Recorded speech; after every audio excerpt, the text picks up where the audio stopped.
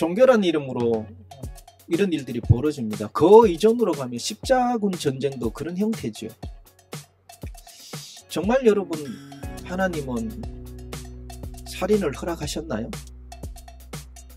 그러면 오른뺨을 때리면 왼뺨을 내밀으라는 말은 어떻게 해석해야 될까요?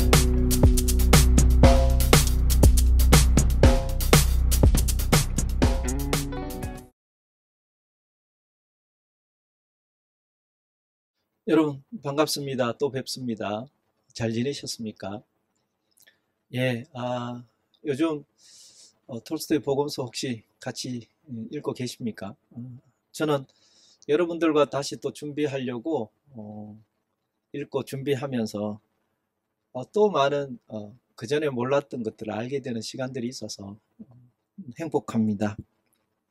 자, 지난 시간 이어서 머릿말 부분의 내용을 좀 더 우리 함께 살펴보겠습니다. 6번째로 갑니다. 예수의 가르침에 대한 반응입니다. 본문을 보면 이런 말이 있습니다. 교회의 신앙 안에서 자라고 교회의 모순을 배척하지 않는 사람들이 있다. 이거는 뭐냐면 좀 신앙이 갇혔다 이런 표현을 쓰는 것 같아요. 우리가 교회에 있으면서 교회가 가르쳐주고 해주는 것만 고지 곧대로 듣고 그렇게 우리는 많이 살거든요. 제가 좀 이런 표현을 써도 될지 모르겠지만 우리가 사고하는 것이 고체, 액체, 기체 중에 좀 고체화되지 않았을까. 딱딱하고 굳고 변화 없고 유연성 없는 그런 어떤 사고방식. 사실 액체만 돼도 좋죠. 액체만 돼도 담는 그릇에 따라서 모양이 바뀌고 유연함이 나타나는데. 근데 저는 그런 생각해요. 기독교는 예수님이 가르쳐 주신 것은 기체가 아닐까. 바람이라는 성령은 바람이라고 하는 것도 그렇고. 사실 우리는 우리 존재라는 것은 없어지는 것이 신앙 아닌가요? 그런 면에 있어서 톨스토이도 아마 이렇게 표현을 한 것 같아요. 교회의 모순을 배척하지 않는 사람들이 있다. 그 다음에 이성과 양심을 따르는 사람들이 있다. 이거는 되게 이제 논리적이고 막 그런 거죠. 신화나 또 신비나 뭐 이런 거 교회가 우리가 보통 말하는 종교적인 현상들을 별로 따르지 않는 사람들을 표현합니다. 그리고 충격적인 것, 미순으로 보이는 것이 예수의 진정한 가르침이 아니라는 점. 예수는 아무 책임도 없다. 그러니까 교회가 이런 모습들을 가지고 있고 예수님을 이런 모습의 그 신으로 만들어 놨다는 거. 근데 예수님은 그런 적이 없다 이 말을 하는 것 같아요. 그리고 그런 모습을 예수라고 만들어 놓은 거는 결국 예수님은 아무 책임이 없다. 그래서 팀 켈러 목사님이 예전에 썼던 책 가운데 내가 만든 신 하는 책이 있는데 우리 많은 경우에 이렇다 하는 거죠. 간디도 그런 말 했어요. 인도 인구가 몇 억인데 신이 몇 개가 있다. 각자의 신을 만들고 산다 이런 말이 있거든요. 그래서 아마 제가 이 톨스토이 이 본문을 읽으면서는 그런 생각이 드는 겁니다. 내가 만든 신을 만들어 놓고 우린 살고 있지 않나. 그러면서 그게 다 정답이고 내가 정답이고 그리고 우리가 정답이고 근데 그 정답에 맞지 않으면 틀린 거고 다른 게 아니고 틀린 거고 심하면 그게 적이 되기도 하는 그런 모습들을 지금 톨스토이는 좀 비판을 하는 것 같습니다. 그래서 진짜 예수의 가르침으로 돌아가야 된다는 걸 강조하고 있으면서 톨스토이는 이렇게 표현한 거죠. 그래서 그 순수한 가르침이란 게 뭐냐면 인간의 말이나 교리나 신학이 아니라는 거죠.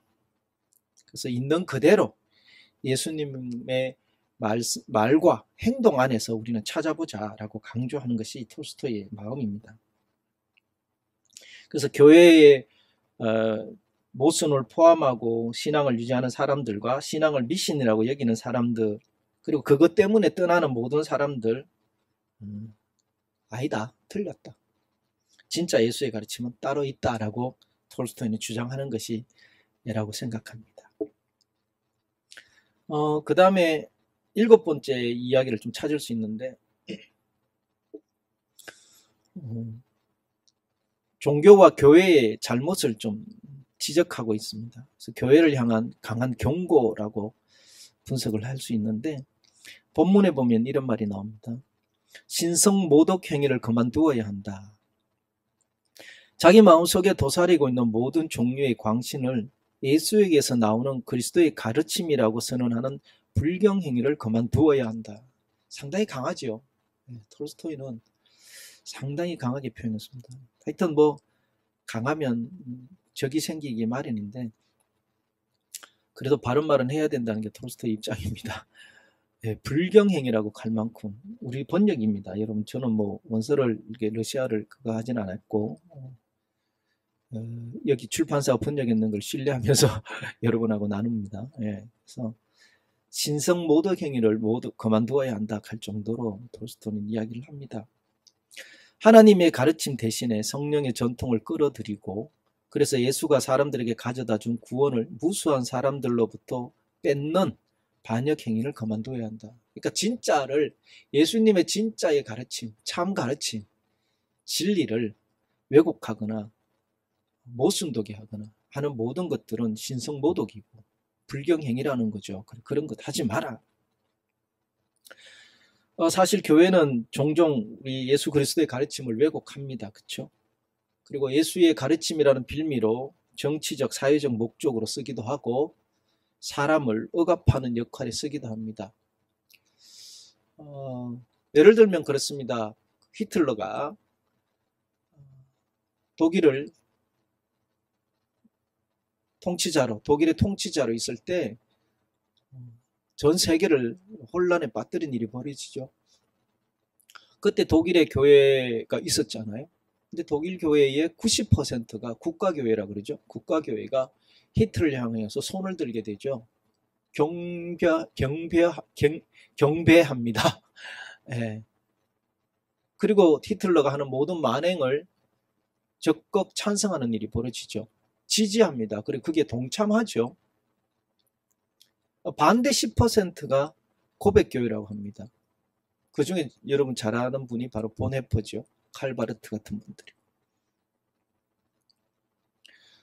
종교란 이름으로 이런 일들이 벌어집니다. 그 이전으로 가면 십자군 전쟁도 그런 형태죠. 정말 여러분 하나님은 살인을 허락하셨나요? 그러면 오른뺨을 때리면 왼뺨을 내밀으라는 말은 어떻게 해석해야 될까요? 살인하지 말라고, 미워하지 말라고, 형제를 향해서 화를 내거나 욕도 하지 말라고 하신 그 본문은 어떻게 해석이 되어질까요?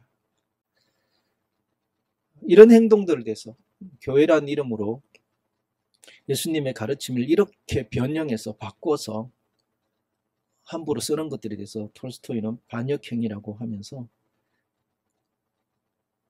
지적을 합니다. 그래서 교회는 더 겸손해야 하고 예수님의 원래 가르침으로 돌아가야 한다는 것을 이야기를 하면서 교회를 향해서 경고하고 있는 것이죠. 제가 지금 녹화하고 있는 이 시간에 우리 한국 정서도 좀 많이 그런 모습들이 안타깝게 보입니다. 여러분 하나님의 뜻을 진리를 향해서 돌아갈 수 있길 바랍니다. 우리 모두가. 네, 머릿말 마지막 부분에 보면 이제 톨스토이의 결단이 나타납니다. 원문을 좀 볼까요? 그들이 자신의 속임수를 버리지 않는다면 앞으로 취할 태도는 오로지 한 가지밖에 없다. 그것은 나를 박해하는 것이다. 나는 그 박해를 기꺼이 받을 준비가 되어 있다. 다만 나 자신의 인간적 허약함을 우려할 뿐이다. 저도 이 부분에 와서 밑줄을 그으며 되게 감동을 받았습니다. 보통 사람들, 그러니까 아까 그 예수의 그 진짜를 왜곡한 사람들이죠. 그 사람들이 자신을 속임수를 버릴 수 없다면이라는 게 그런 사람들입니다. 그 사람들이 할 게 뭘까요? 옳은 말하는 톨스토이를 박해하는 것밖에 없다. 이렇게 톨스토이는 본 거죠.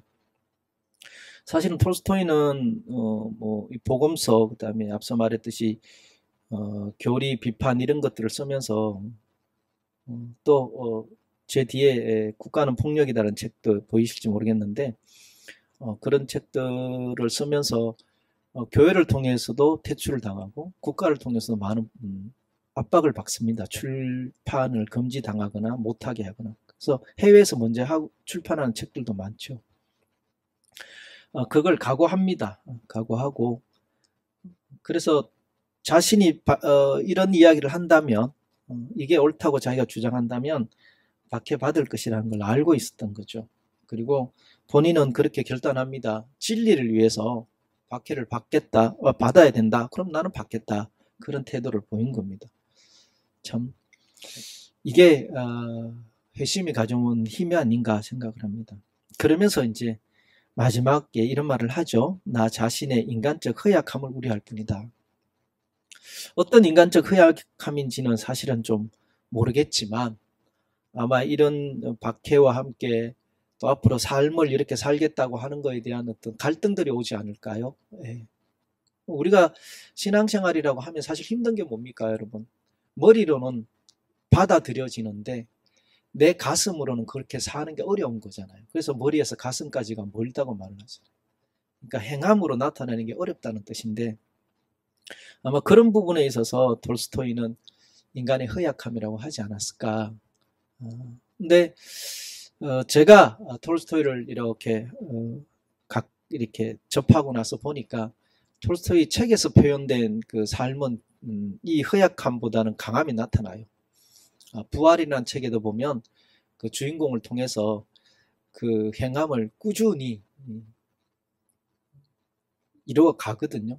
그 다음에 안나 까레니나도 보면 뒤에 레빈이라는 사람을 통해서 자기를 다 표현을 하거든요. 그런 거 보면 실제 행동으로 톨스토이는 살려고 많이 애를 썼고 실제로 그런 삶을 살았습니다.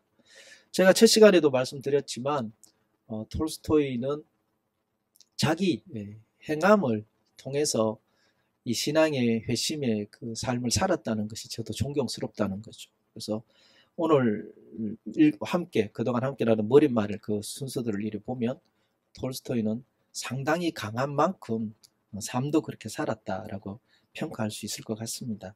저는 그래서 이 톨스토이를 여러분들과 함께 나눠보고 특히 우리 한국교회에서 신앙인으로 살아갈 때 행함에 대한 부분들이 좀 더 필요한 게 아닌가, 특히 오늘날 시대적으로 그런 생각에서 이 톨스토이 복음서가 우리가 함께 나눠보면 좋겠다는 생각이 듭니다.